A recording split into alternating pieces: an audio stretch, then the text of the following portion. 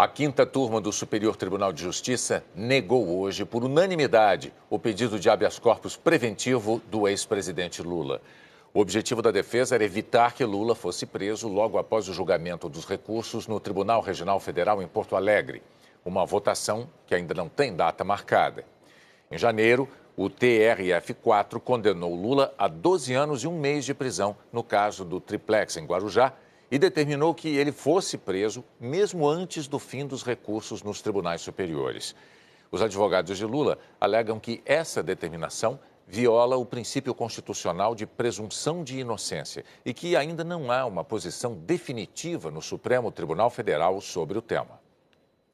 A pretensa identidade das duas decisões invocadas é claramente equivocada. No Supremo Tribunal, o que se decidiu, no HC referido, foi apenas a possibilidade da prisão após esgotado o juízo de apelação. Não cabe, resumo, cogitar, senhores ministros, de efeito vinculante das decisões do Supremo Tribunal. Assinale-se que a decisão do Tribunal Regional, a lei da falta de fundamentação quanto à necessidade cautelar de violar a presunção constitucional da inocência, ofende a exigência igualmente constitucional da motivação de toda e qualquer decisão judicial. Depois, falou o subprocurador-geral da República, Francisco Sanseverino, para defender a prisão de Lula logo após o julgamento dos recursos no TRF4. Sanseverino rebateu os argumentos da defesa e disse que já houve decisão no próprio STJ a favor da chamada execução provisória da pena. Todos nós da área jurídica sabemos que a jurisprudência dos tribunais se forma a partir de reiterados julgamentos e ganham, antes de qualquer efeito vinculante, uma força persuasiva, que pode ser esses argumentos, fundamentos de um outro tribunal acolhidos por juízes e tribunais do país inteiro. Justamente porque não há nenhum elemento de diferenciação deste caso, ora em apreciação, em relação ao trazido no âmbito do Supremo Tribunal Federal. Nós estamos diante de uma situação onde os réus foram condenados em segundo grau, a matéria de fato e os fundamentos de direito foram examinados pelo Tribunal Regional Federal da 4ª Região, que entendeu cabível, desde que esgotada a sua jurisdição, a possibilidade, mais na frente, da execução provisória. O relator do caso, o ministro Félix Fischer, foi o primeiro a votar. Ele negou o pedido de habeas corpus preventivo.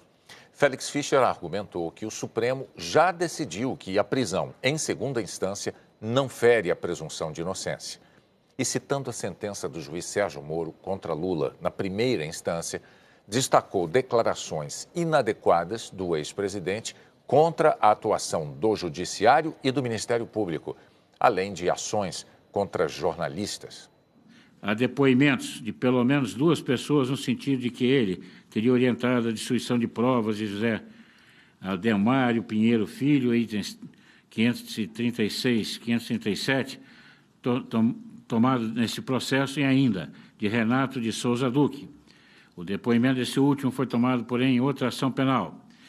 Como defesa, na presente ação penal, tem ele orientado por seus advogados, adotado táticas bastante questionáveis, como de intimidação do ora julgador, com a propositura de queixa-crime improcedente e de intimidação de outros agentes da lei, procurador da República e delegado, com a propositura de ações de indenização por crimes contra a honra.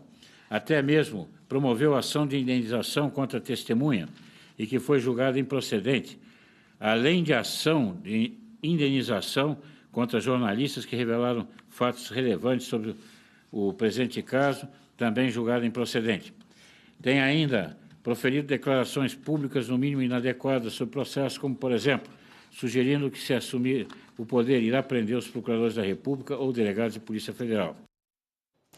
Logo depois, foi a vez de o ministro Jorge Mussi votar. Ele também se declarou a favor da possibilidade de prisão após o julgamento de recurso em segunda instância.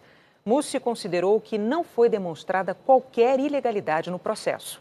Não se pode utilizar o habeas corpus para obstaculizar eventuais ilegalidades ou constrangimentos ainda não existentes e que sequer se sabe se eles ocorrerão ou se realmente poderão ser reconhecidos.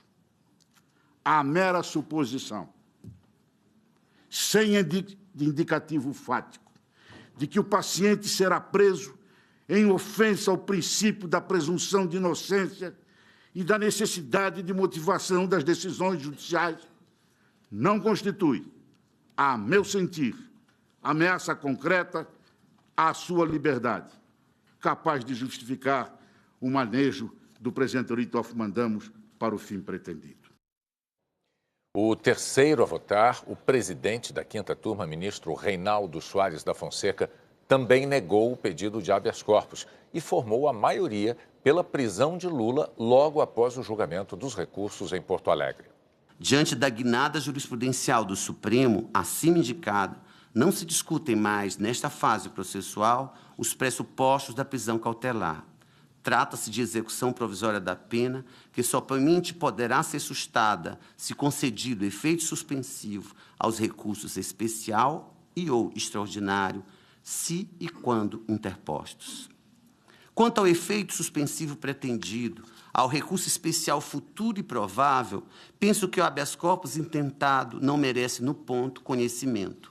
A última palavra é sempre do Supremo Tribunal Federal, e não cabe às instâncias ordinárias ou à instância superior de uniformização da lei federal conferir interpretação diversa aos julgados do plenário da Suprema Corte, com repercussão geral e efeito vinculante. O ministro Marcelo Navarro defendeu que o ex-presidente Lula não deve receber tratamento diferenciado. Salvo quando havia ilegalidades gritantes, cuja apreciação se continha nos limites angustiados do habeas corpus. Ilegalidades que não aparecem aqui de forma que possamos discutir em habeas corpus. Se em todos esses casos esta Corte Superior de Justiça entendeu que a execução devia ter início, porque só neste caso decidiria diferentemente. Por mais que haja, no caso concreto, e é inútil pretender ignorá-las, questões metajurídicas e metaprocessuais extremamente relevantes, elas não são suficientes para promover, sem discrímenes jurídicos e processuais idôneos, um tratamento diferenciado, afrontoso à cidadania, justamente pelo tribunal que se arvora em ser sua casa. Esta é a nossa missão, a de tentar o difícil ou quase impossível equilíbrio entre garantir os direitos do réu e também garantir os direitos da sociedade, porque esse cumprimento provisório da pena é duro e difícil, porém necessário para reverter a situação de impunidade que vivíamos. O último a votar foi o ministro Joel Ilan. Ele também negou o pedido da defesa de Lula.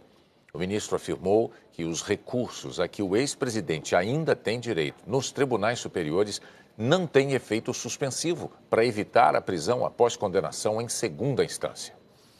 Em relação ao primeiro argumento, qual seja a falta de fundamentação para a decretação da custódia preventiva, os recursos às instâncias superiores carecem de efeito suspensivo e a execução provisória da pena é consectário lógico do esgotamento da jurisdição nas instâncias ordinárias, não necessitando de fundamentação a determinação do cumprimento provisório da pena fixada, sem que isso importe em violação a princípios constitucional da presunção de inocência. Esta turma julgadora, por diversas oportunidades, já enfrentou referida discussão, tendo-se firmado a orientação de que, aspas, a prisão decorrente de decisão confirmatória da condenação pelo Tribunal de Apelação não está vinculada ao exame dos pressupostos para a prisão preventiva, previstos no artigo 312 do Código de Processo Penal. Então, para fins de proclamação, eu vou proclamar que a turma unanimidade conheceu em parte do pedido e, nesta parte, denegou a ordem. Estamos de acordo? De acordo. Então, taquigrafia, por gentileza, proclama o resultado. A quinta turma, por unanimidade, conheceu em parte do pedido e, nesta parte, denegou a ordem. Está encerrado este julgamento. Na mesma decisão, os 5 ministros negaram um pedido extra da defesa de Lula para suspender a inelegibilidade do ex-presidente com a condenação em segunda instância. A lei da ficha limpa impede que condenados em tribunal colegiado, como o TRF4, disputem eleições. Os ministros entenderam que não podem analisar a questão antes de terminado todo o processo, inclusive com o julgamento dos recursos no TRF4.